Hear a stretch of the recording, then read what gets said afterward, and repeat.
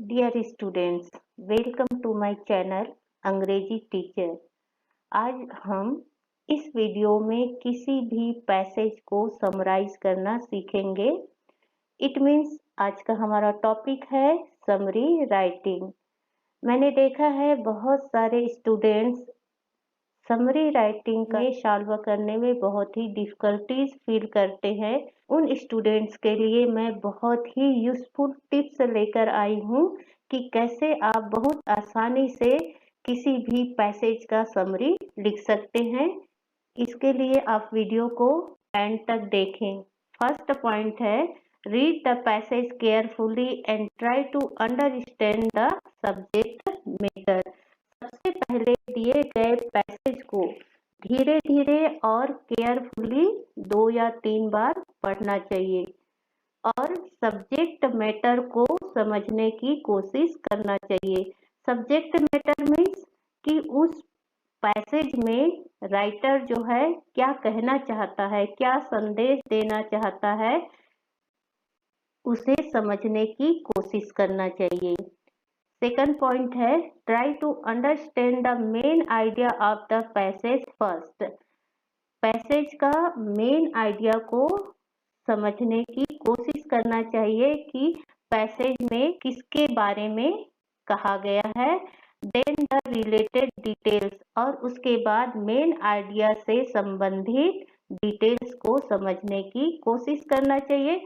तो इसके लिए आपको पैसेज को कम से कम 2 या 3 बार पढ़ना चाहिए। देन थर्ड पॉइंट है, arrange the thought process in a proper order. जब आप पैसेज को 2 या 3 बार पढ़ लेंगे तो जाहिर है कि पैसेज का जो सब्जेक्ट मैटर है उसके बारे में आपके माइंड में विचार आएंगे या समझ जाएंगे कि आपकी सब्जेक्ट मैटर क्या है। तो उसे आप सब्जेक्ट मैटर को या इंफॉर्मेशन को आप क्या करें, प्रॉपर ऑर्डर में लिख लें। इसके लिए आपको एक रफ तैयार करना चाहिए। मैं जानती हूँ कि रफ तैयार करने में टाइम बहुत लगेगा, लेकिन आप फुल मार्क्स गेन कर सकते हैं। एक सेंटेंस दूसरे सेंटेंस से रिलेटेड होना चाहिए, ऑड नहीं लगना चाहिए। पैसेज से संबंधित जो थॉट्स है, जो समझे हैं, आप उसको प्रॉपर ऑर्डर पर अरेंज कर लें। Avoid editing unrequired details. Summary लिखते समय अनावश्यक रूप से या अनावश्यक बातों को समरी में नहीं लिखना चाहिए, उसे अवॉइड करना चाहिए। एग्जाम्पल्स ना दें, स्टोरी ना बताएं।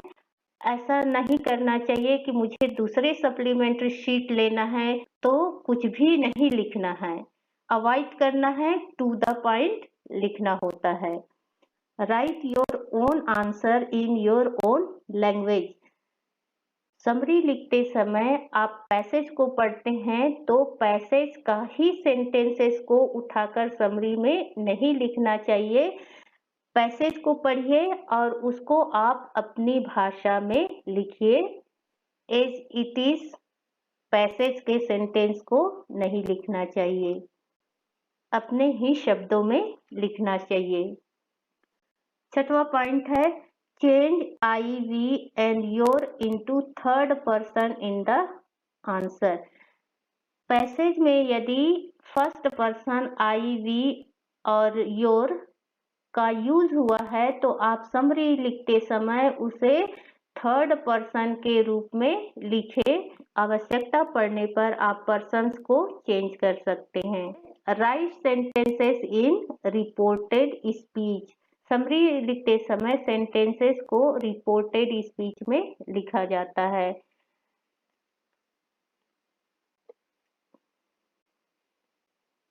आठवां पॉइंट है, don't use direct speech, exclamation and interrogative sentences.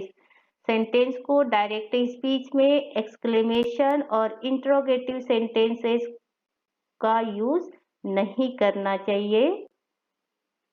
9वां point है, length of the summary should be half और 1/3 ऑफ ओरिजिनल पैसेज। समरी की जो लेंथ है वो ओरिजिनल पैसेज के, दिए हुए पैसेज के 1/3 या हाफ होना चाहिए।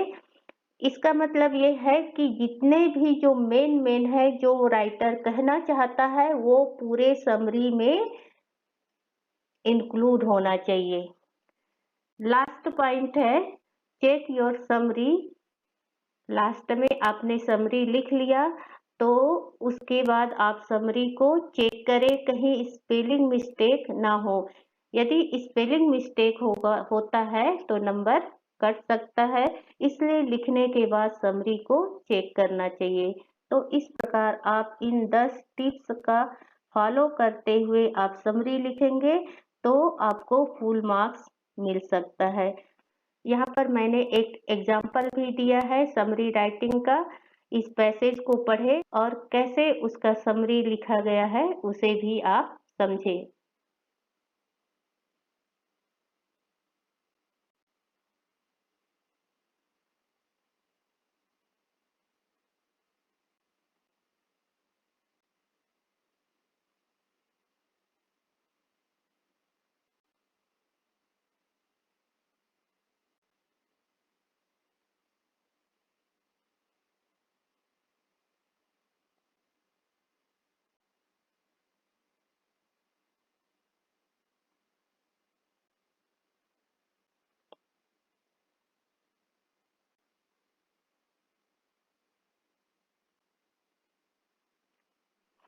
मुझे उम्मीद है कि मेरे द्वारा बताए गए उन 10 टिप्स को आप फॉलो करेंगे और एग्जाम में आप फुल मार्क्स गेन करेंगे। Thank you.